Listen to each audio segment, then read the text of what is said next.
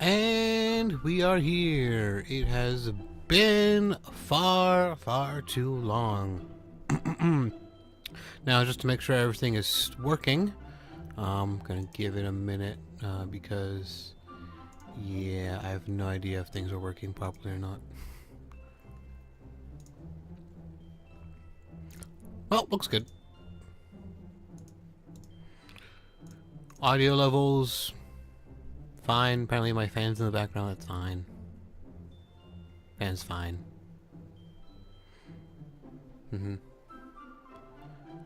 Chat got buried immediately. Yeah, there we go. Alright, I think that's everything. This was very unplanned, but I wanted to do a stream, even if it's just a short one, because it's been far too long.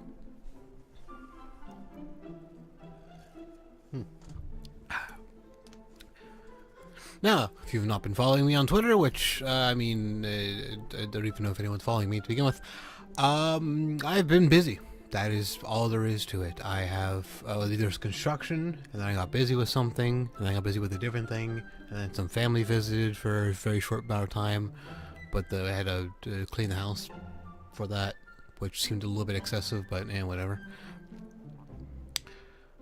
And now all that's over. I hope.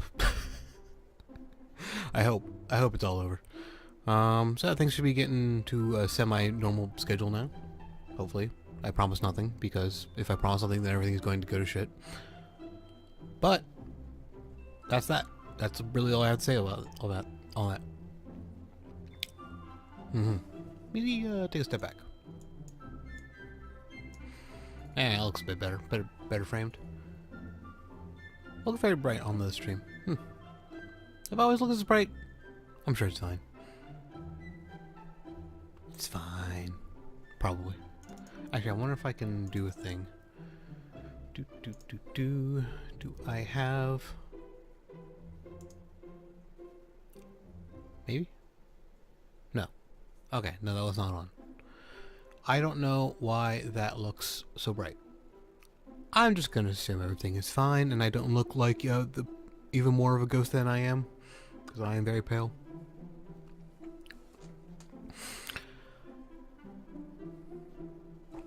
Yeah, I really just decided, like, you know what? I have like an hour to kill. Why don't I stream?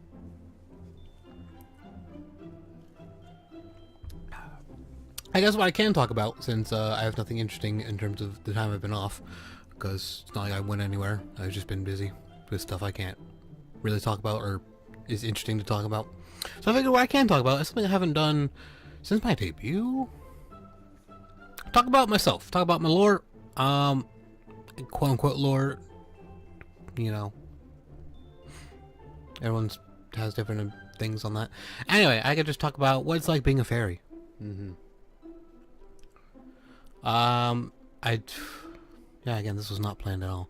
I have all the info in my head because it's just general info I have. I just don't have it laid out in a way that is concise. So I guess I'll just wing it. I really hope I'm not too loud because it's not peaking, but it's like close to peaking. I'll check the VOD. It's probably fine. It's not fine. It's probably fine. Anyway. So what's it like being me? What's it like being a fairy in Fairy Town, doing fairy things? It's very fine. But no, I have probably mentioned it. I definitely mentioned it on Twitter. Don't know if I've ever mentioned in stream. I am a magic researcher. I definitely mentioned this during my debut. I am a magic researcher here in Sylvanova. Names are going to be an issue, A, because I'm terrible with names, and B, because everything is in Sylvan and translations. Yes. So, names are going to be very difficult to... because otherwise it just sounds like I'm speaking gibberish. Trust me, I've asked my assistant, it sounds like gibberish. So that's why I tend to refrain from doing anything in Sylvan. English is very comfortable. Anyway, I work as a magic researcher. What does that mean? Magic is not as probably advanced as humans make it out to believe in all your fantasy works, which are very entertaining, but very unrealistic. Magic is not that advanced. Well, it is, but it isn't.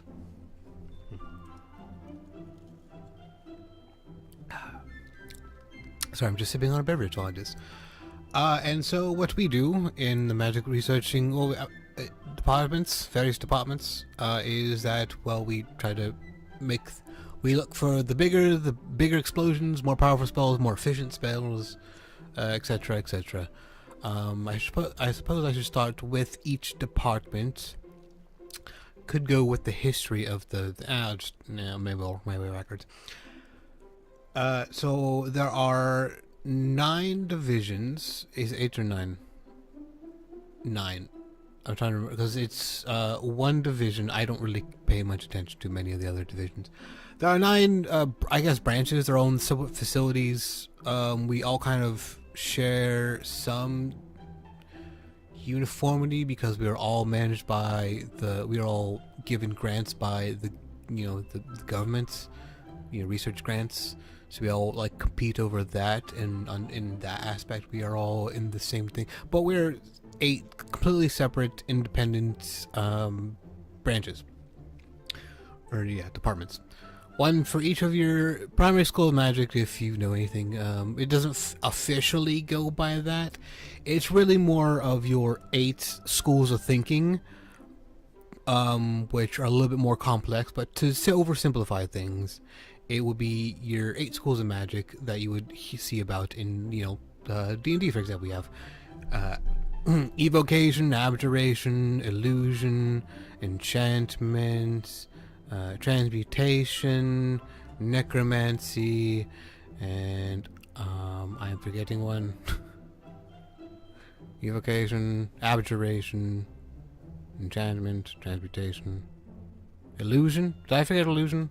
I probably forgot illusion. I think, pretty sure I forgot illusion. Anyway, you have that. And then you have the 9th branch, which I belong to, which is the multidisciplinary division. Now, the reason I say this, even though it's more divided by schools of thinking, is because, well, each of the schools of thinking tends to lean towards one of those schools of magic. If I use D&D terminology, it would, it would lean themselves into that one, where they focus on a specific type of magic, and the school think, and because of that, and the reason is because of that is the school thinking. Now, most people will have a primary school of magic they focus themselves to, and then a secondary, which they dabble into to support or make up for weaknesses or strengthen other aspects of that type of thing. So, for a lot of the evocation branch, there's a lot of abjurers in there because, well, when you blow things up, you'd like to protect yourself from the backlash or your colleagues. So that's a very popular one. My branch is multidisciplinary, meaning everyone studies at least 2 different schools of magic very equally. This is a bit more complex subject. Magic. I love talking about magic, but it's also very hard. I'm not a teacher. I'm a researcher. I'm good at figuring things out, not very good at explaining, which seems a bit ironic, but no, it's actually quite common. Anyway, so in Sylvanova, mainly, I can't speak for other fairies elsewhere, but here in Sylvanova, the school of thinking is again, it's hard to. I did not prepare these words in advance. But the overarching no, that's also an improper word. The general school of thought would be that if you focus on one thing, you become the master at it, and that means you're the best at it. And so when it comes to each of the researching branches, they tend to really focus in on one thing. And I mean, to be fair, it does kind of work for them. But, so my branch is kind of looked a bit down upon because of that, because it's just very inefficient. We're not jack of all trades, master of none, which is not the case. At the very least, not for myself. So it's very seen as, if the supplementing thing is kind of like I don't know how to describe it. But yes, my branch is not seen very fondly of, because it's not the most powerful things. It's not pushing the limits. It's not the bleeding edge of magic research. It is the well, it seems as almost a lesser form of magic. But I have proven otherwise. Which is also why I'm in trouble. So, to, I guess, further explain on that, the structure of, I guess, magical society, because in Faerie society, magic isn't everything. We are merely a subsect of the population. We're the big old nerds doing big old nerd things. Most of the fairies, because we're not talking about humans here, in general, we're talking about fairies here. Most fairies, while they are born with, well, I mean, everyone is born with an innate magical capacity, which is required for even flight. Not all magical gifts are the same. Some people have greater capacity for mana, much like my subspecies, but even just amongst individuals, there's that I want to say discrepancy? No discrepancy. Gap. Let's just go with the term gap. Not very scientific, but sorry, I'm trying to dumb things down. And so yeah, especially those who don't train for magic aren't very good at using magic, unsurprisingly. So people do study magic, even if they are being like a tailor. They might, if they think magic can help them in their job, they might look into that a little bit, even if you're just learning how to use a magical apparatus. But yeah, for the most part, spellcasters, as you would call them in your fantasy terms, would be limited to probably very specialized entertainers, and those are very less than 1% of them, but mostly be either in research, scholarly advances such as myself, or military purposes. Sylvanova does not have a very large military force, but it does have one. Yeah. Mm. And there's a bit of jumping back and forth sometimes. People retire from military works and go into researching, which is usually they go into the vacation base to study for military purposes. Sometimes people are recruited, especially if they're not taken to researcher life too well. They'll get drafted into the thing, or not drafted, recruited. Draft is not a thing; it's voluntary. But yeah, people are scouted. That's the word I'm looking for. People are scouted for the military if they seem to have talent with magic, but maybe not so much the academic arts.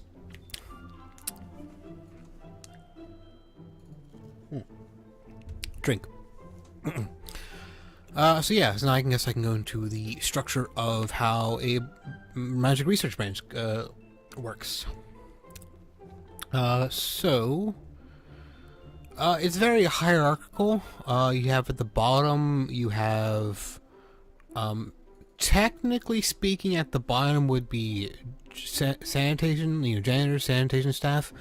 But honestly, they're probably, even though technically speaking, in terms of authority, the lowest rank, in practicality, they are definitely the most important, because you do not fuck with the janitors. You do not. No.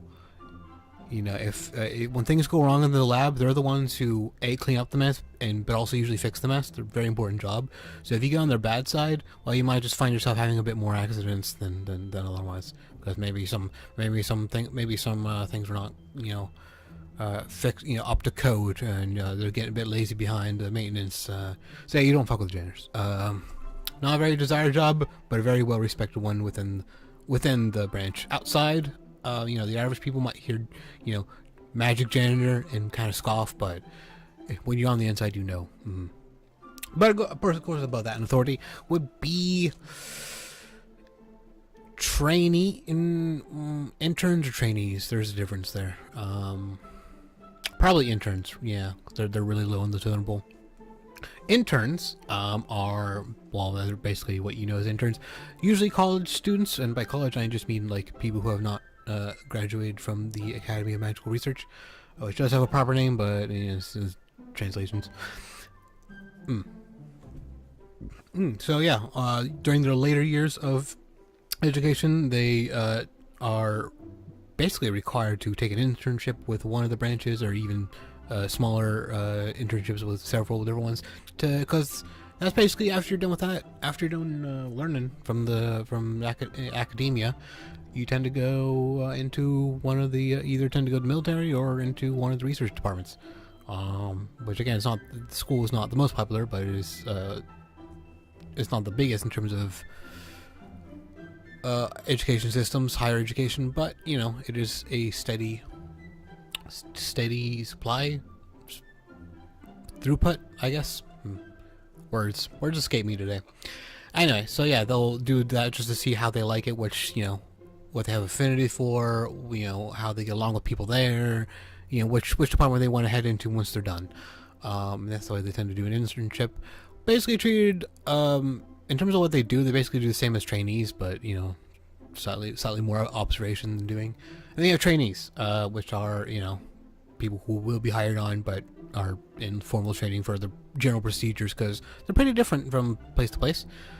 Yeah. And then you have your basic staff researchers. They're low beans on the totem pole, just either doing thing.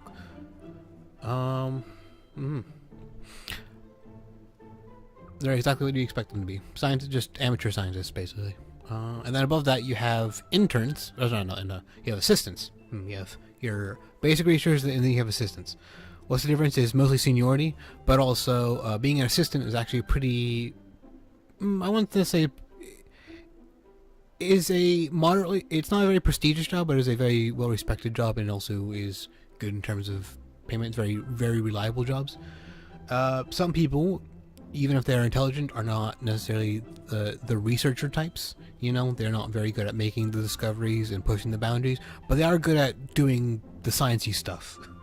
So, and if you're an assistant, you always have work because there's always someone who could use an extra set of hands, right? They're good at executing. They're not very good at visualizing projects, but they're very good at executing projects. And so it's like half of it is like you decide you want to be an assistant, and the other half is like people suggest, you know, nominate you for such a role. And yeah, half and half. Some people get pushed into it. Some people just choose it, even if they to go above beyond what your average assistant does. So yeah, it's a pretty decent job. But you just help the researchers do things, and you usually get that position after some time. It's just your box standard above. I think we have an official term for them, just above trainee. Just I guess amateur researcher, I guess we can call them there. And then you have your more senior researchers. These are not always, these will be definitely more often your researchers, your project leaders. Now they're not always project leaders, and there's a lot of like gradients in the rankings from here in terms of seniority and that. It's very meritocracy in terms of, like, you know, people with the best ideas and best executions tend to become project leaders, but there's a little bit of seniority involved, just not a lot, but some. It's a whole thing. It's a whole level of things. Yeah. Very similar to office life. Very similar. But yeah, that the quote unquote senior researchers, yeah. That's where all the ladder climbing happens, and while technically, and again, there's some gradients where assistants fall in that. It's like, you know, even though someone's technically like, you have a senior assistant who is, you know, higher up than some lower ranked senior researcher. It's a bit corporate laddering type. It's confusing, and I've been in it for a while, so you know. But then you have, but then above the senior researchers are your project leaders. Now those change all the time because different projects, different leaders. Those are pretty much what they sound like. Those people who get the grant money and do the things and push the boundaries and all that good stuff. And then above them, you have your head of department and department heads. Or I should say your top of department and your department heads, which sometimes are the same person, Sometimes they're different. There is a difference. Your top of department is the number one, like, literally rank in terms of like a ranking, the number one in your department. Usually that they are also the head of the department, was the person who, your boss, the person who allocates all the resources. And they usually don't do, head of department usually doesn't actually do research themselves. They're too busy managing everyone else, and they allocate resources, make their things up to code, approve things, send things to the council, which we'll talk about that in a minute. And they approve the projects. They decide who are project leaders, how much resources they get. If yeah, they're head. And normally, once you become head of the department, you are very likely to become the department head. But it's not always the case. In my department, I am the top of the department. I am the highest ranking in terms of, if you were to put like a power ranking type thing, there's I don't know. The ranking thing is weird. I honestly, even though I'm top of my department, I still don't understand the ranking. I'm just glad to be at the top.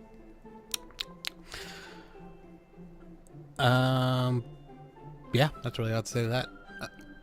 And generally you get to top of the department by being exemplary in your field, being very good at what you do, and also being a very, just in a general sense, being a very powerful spellcaster. I feel like that part's simple enough, at least. Now the department, now the council. So all of these researchers, these research departments, report their findings to a council of high mages. It sounds very impressive, but really it's just a bunch of old men, borderline retired, who look over your papers and be like, all right, and they basically decide, they help decide. Technically speaking, it goes to the queen. Technically speaking, but she kind of delegates that to the council. Basically, they decide magic law, what is legal magic to use, what is illegal magic to use, what is strictly for military purposes, and what should not be what is put in the public libraries, what is not put in the public libraries, etc., etc. Either way, everything that's submitted usually goes to the archives, which is an adjunct department of the council. So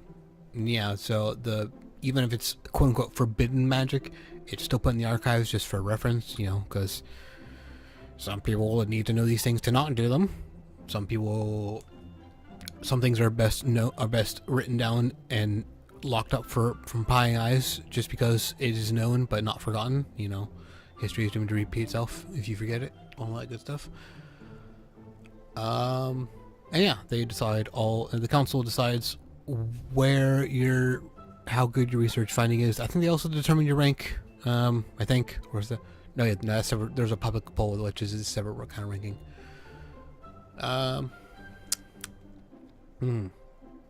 Yeah, my brain. I'm a little bit scatterbrained. I don't think about this stuff on a daily basis. I just want to do my research. But yeah, so there's that. Now, I'm sure someone is probably thinking, well, if you have all these rankings, surely there is a ranking between the departments. Obviously there's like a top 10 most powerful mages in Sylvanova. That would make a great YouTube video. And I would be number 10 on that ranking. I'm pretty, so the ranking kind of determines, who would be the most powerful mage, and like and this kind of goes by like numbers and statistics. Statistically speaking, I'm probably lowest on that. I'm probably ranked 10, because at the top rank would presumably be the Royal Court Mage. The Court Mage, Royal Mage, whatever. Who is basically the relay between the council and the queen. Yes, the Queen of all fairies, not the Queen of England. Rest her soul. So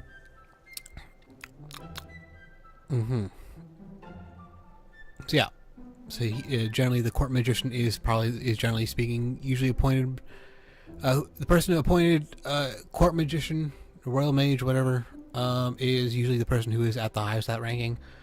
Normally, of course, you are able to, if you are offered that position, you are able to refuse it. But you know, who in the right mind is going to turn down such a cushy position? I would, but no, that's not the point. So yeah, you have that, and then I think number 2 would technically be the top of department of the evocation research division. He also has a fancy title, the Emperor of Destruction. Very grandiose. He just knows how to make a big boom. I also know how to make a big boom. We don't seem to be showing that off. Yeah, but he does the cutting edge on the. Actually, no, wait, no, the court magician. No. The court. I'm getting things mixed up. No. See, this is how long it's been since I looked into this. Or should I say, since I checked the rankings. The number 1 would be the head of military. They're usually that's yeah.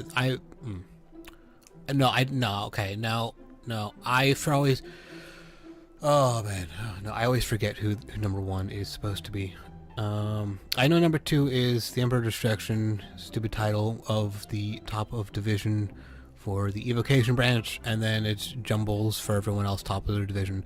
And I'm number 10 because I'm below them, technically speaking. In a practical setting, though, if we were to all do battle, I would probably come out on top because they are masters of their domain. I am masters of all domain. I know that's a very laissez-faire, but that is facts. That is just facts. I cannot do what I do if I was not a master of all divisions. Now, the main difference is I'm not pushing boundaries as crazily as I am pushing boundaries. I'm probably the only person in my department pushing boundaries, which is why I'm in trouble. But the top of all other departments are also pushing the boundaries, and they get kind of shown off when their reports get submitted. That becomes a big deal. It's like, oh wait, you broke the record for what now? And that's kind of what helps determine their rankings. There's not like a thing you put your hand on, pump mana into, and that determines your power ranking. No, nothing like that exists. I mean, things do like that do exist. They don't give you information that would actually be helpful. Trust me, I know. But yeah, no. In terms of a practical saying, I don't do the combat stuff. I tend to do other things. But if we were to do a battle, I'm not. Again, this is not overconfidence. This is just numerical evidence that others don't have. Is I would probably, if not number 1, top 3. I'm pretty confident in that.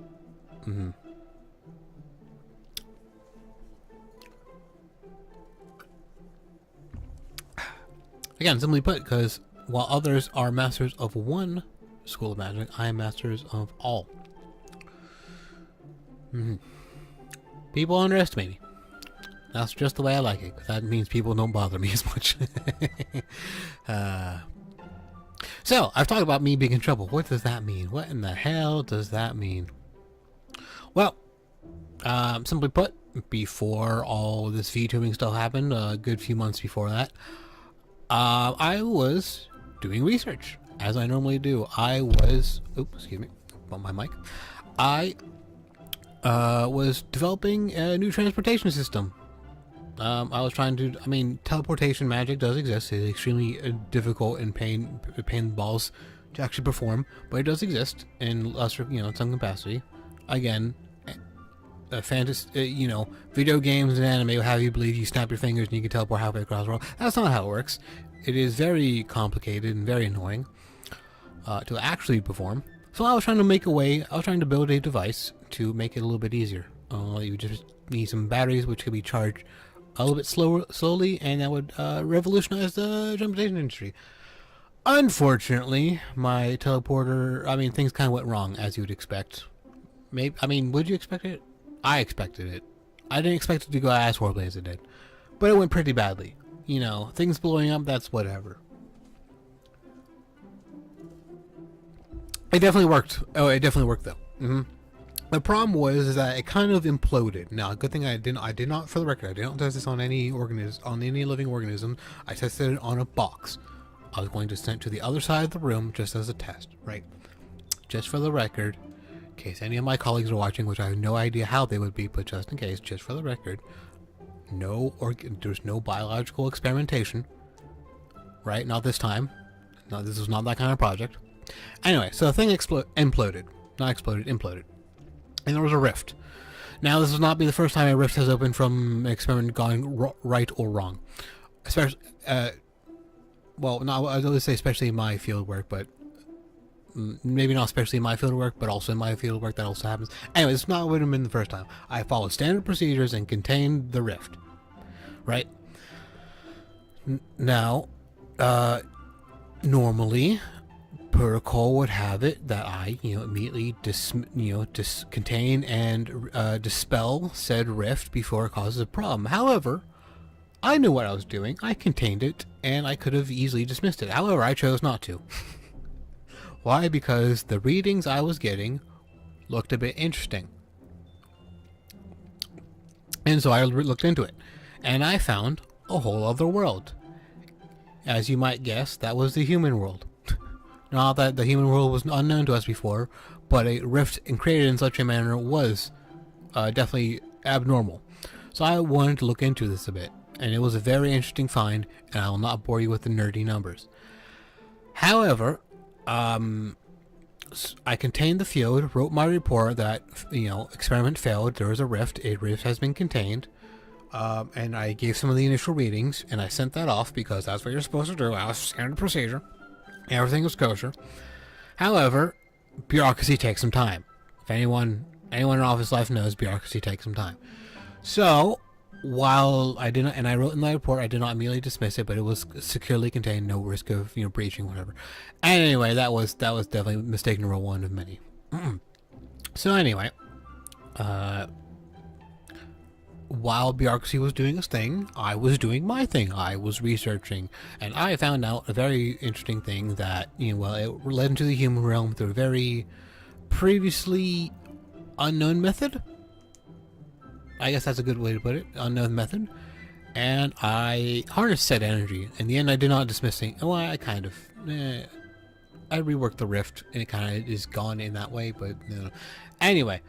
I did my finagling thing. I did the wizard thing. I made some stuff. I cast some spells, and I made a device that would allow me to safely, without sticking my head into and potentially bad things happening. I made a device that could connect to the human realm, or this other realm that I have found, which I have found out later, and that was the human realm. And it ended up being a very primitive form of computer. However, this was also a while ago, so yeah. So anyway, I connected to the internet. It was very interesting. I dabbled into it some more. I upgraded my equipment. And just when, I met my assistant through online chats, and we got along really well, and we started, chatting and being friends and whatever. Anyway, and that stuff continued in progress as normal. However, in the middle of all that, or should I say later into all that, I got my report back that, they mistook my readings for that of a black hole. It was not a black hole. I assured them this in the following report, but they mistook it as a black hole and potentially, basically, cease all activity, dispel the thing, and then yada yada. And this basically put me on suspension, for potentially, causing a black hole, which would have destroyed the entire city. But that wasn't the case. It was not the case at all. It was a huge misunderstanding. And, by the way, did I mention that the time between was years because fairy bureaucracy, fairies in general move kind of slowly compared to humans, but fairy bureaucracy especially moves very slowly. Very, very slowly. Oh, anyway. So, yeah, they put me on suspension from that, and then I, immediately report back that it was not a black hole, because the other part about that was that, if it was a black hole and I continued with my experiments, I potentially could be creating more. Or even if that one was contained, I could potentially create more if I repeated the experiment. So again, a huge misunderstanding. And so I sent a report back, and now I'm just basically waiting for a thing. I guess you could say like a court hearing, except it's not like a legal court, it's a magical court, which is very different tone. So... it's not no Judge Judy or anything. It's just honestly, it's probably more intense, but less risky, or not risky. Less. What's the word? Dire. Yeah, more spooky, less dire. So I'm still waiting even again another few years later, still waiting to hear like a thing or like summoning me to go in front of the council and explain all the bullshit. Because between then and now, I've sent multiple reports explaining what my technology does. However, the problem is that these the High Council is made up of previous department heads, department leads, not top of departments, department heads, and so while they're very knowledgeable in their field, I am multidisciplinary.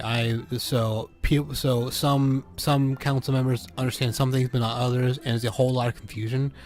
And I've tried to send multiple reports now explaining things, but they just don't understand. Because again, I am a master of my craft, which is a master of all crafts. I might sound a bit presumptuous, but I don't mean to be that presumptuous. But yeah, they just don't fully understand, which is why they mistook things for the way they are. So once my last report gets to them and they go over it, and then they'll probably still be confused, and they'll call me in and like to explain everything to them, and then after all that gets sorted out, I might hopefully, maybe, most likely, potentially not, but most likely will be lifted my suspension from performing experiments, and I'll be able to move on with my life. However, that could be that could be next month, that could be next decade.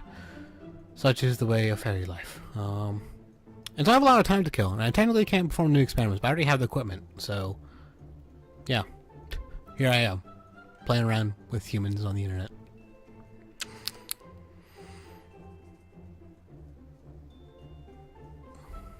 It's only been about 40 minutes. A bit shorter of an explanation, a lot. I asked any questions, but no one is in the chat, or at the very least, no one is active in the chat. Everyone's either lurking or not here, which is fine. The VOD will be there. So yeah, I don't really know what else to talk about, because I've said everything I wanted to say about that. Yes, I could talk about some of the other things that go along with magical research. So we have the 9 branches of the magical research, but we also have sub-branches, and a lot of the sub-branches are joint branches between the two. Those are very interesting. Obviously, budgeting has gotten a bit thin over the years as experiments get, more researchers come on, experiments get more expensive, research gets more expensive, and so on. And so a lot of the branches have partially, if not fully, partially if not fully self-funded through their own means. So kind of business-like in a way. The joint branch between the divination, that was the branch. Oh god, I feel dumb now. Divination was the branch I was forgetting. The joint division, the joint branch between the divination and illusion research facilities are basically run the TVs. I mean, we don't have cable per se, but we have a form of it, which is run by a joint branch between those two, and that brings in good revenue, which is split between the two, which makes up for some of the extra income. So that's interesting. The necromancy department is the only department that always gets the funding they ask for in terms of grants, and never really fully. I mean, they don't ask for a lot. They always get it because they don't ask for a lot, and that's because they're very good at budgeting. The head of the department head, who is also top of department in that case, is very good at budgeting. Very good. However, the problem is material shortage. Obviously, you need bodies, corpses, skeletons, bones for a lot of their research.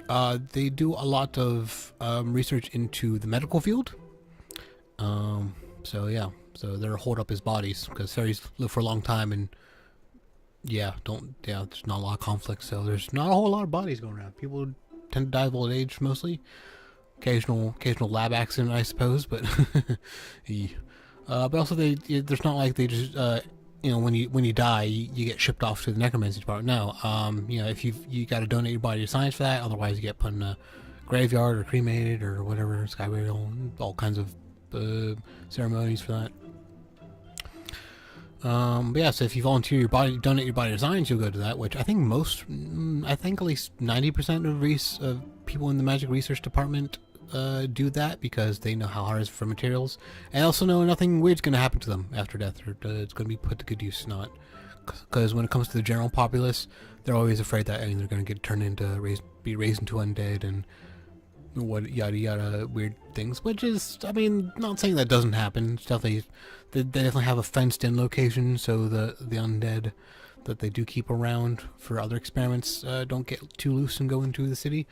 But it's a pretty nice place. Very nice facility, very clean. Again, they always have the budget they need, so things are kept up to date. The department head / head of department there is the only known lich of Faerie kind. That was their magnum opus of their research, and because of that, they're probably the oldest living being in Sylvanova. Very nice man. Met him a few times, as we are mutuals in terms of research. I am probably the youngest, actually. No, I'm definitely the youngest in terms of high-ranking magic users, magic researchers.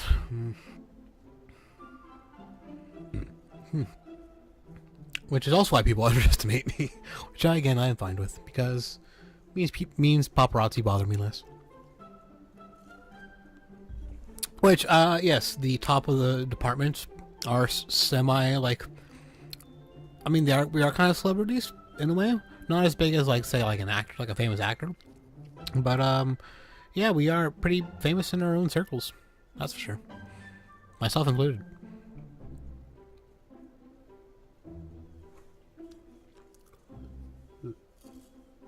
Ah, that's my drink done.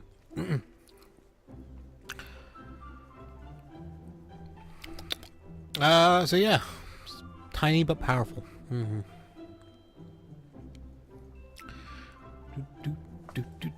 What else can I talk about? Kind of mostly what I wanted to talk about, because I just don't think I've done this before. Talked about Sylvanova, how it is. Oh yeah, I guess I could talk about what I do specifically, or I guess my branch does more specifically. The multidisciplinary branch. We mostly focus on. We do a lot of things, honestly, but I think our primary focus is making things more accessible to the general public, making more efficient mana batteries, magical devices that use less and less energy to run and maintain. We also do a lot of golemancy. I guess we have a lot of joint projects with the transmutation department or division. I don't know the proper terminology. And we have a joint branch with them, which has a lot of golem making, which is used for construction, all kinds of things, military. The various branches have various contracts with the military, because golem tanks or whatever. Golems are good for military as well.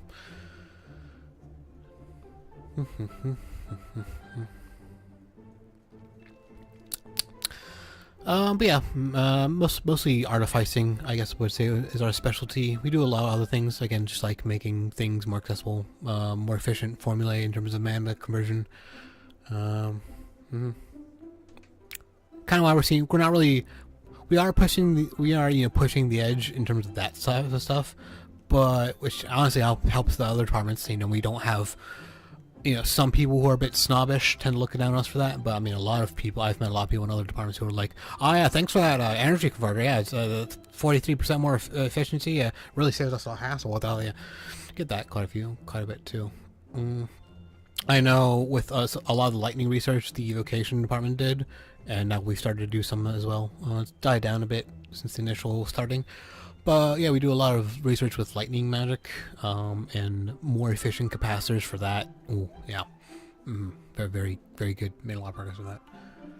I have also, even though I can't do experiments anymore, I've been stealing human technology. There's no good way to put it. I've been stealing human technology, and not been like submitting it. I've not been stealing it that way, but I've been like, for example, the use of electricity over mana. That is very good. We don't have a lot of that. A lot of Sylvanova still uses wood burning stoves, or magic use stoves, but you know, an electric stove would be very useful for a lot of people. So I've been like subtly suggesting more, you know, electrical research, and that's been going pretty well. I've been slowly trying to modernize Sylvanova. I mean, technologically speaking, we're different. We're not really we're behind in terms of science and chemistry. Chemistry has been a big help actually in terms of my research. Yeah, we don't really have proper chemistry. we have oh god, we have what kind of like 8. We don't even have like proper a periodic table though. We have like a very basic one that's not even that accurate. Anyway, so yeah, I've been slowly trying to push that kind of thing, research for especially my department, but even slowly like the lightning research to evocation department. Yeah, that's been useful. Trying to modernize, but yeah, we don't have we're a bit behind in terms of that kind of science, but in terms of societal technology, we're pretty like on par with humans. Maybe a little bit behind, smidge behind, but we make, because like whatever we don't have with science, we do with magic, because everyone has access to magic. Because we're all fairies, we all have access to magic. If you don't have access to magic in your fairy, you are considered disabled. That is just a fact, even if your limbs are fully functional. I mean, technically speaking, I would be considered disabled because my wings don't work. But it's fine, it's not a problem for me because I can fly in other ways. So yeah. Fun facts. I mean, my wings do work, I just can't fly with them because that's all, and subspecies thing. I don't want to go into it right now. I've talked about that a lot.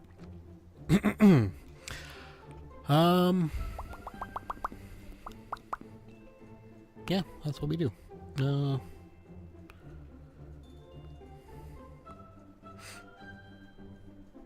I'm just trying to think about something else to talk about.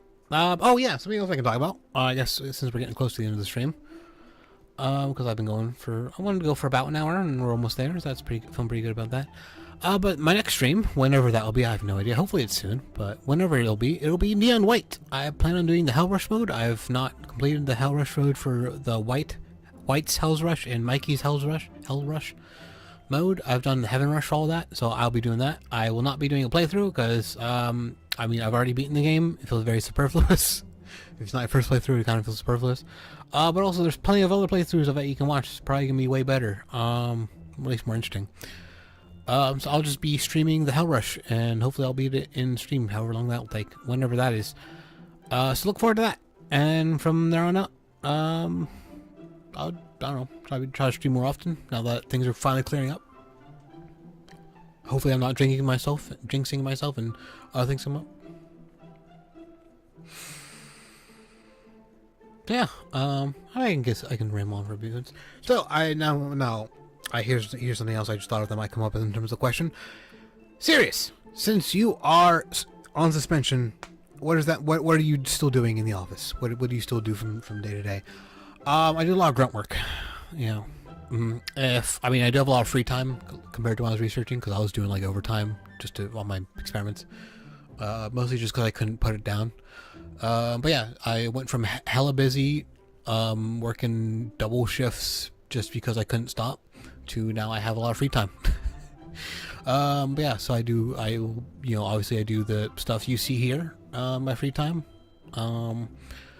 But also I do a bunch of grunt work around things, like I'll stock potions or clean things or run maintenance on things or review some of my peers' work.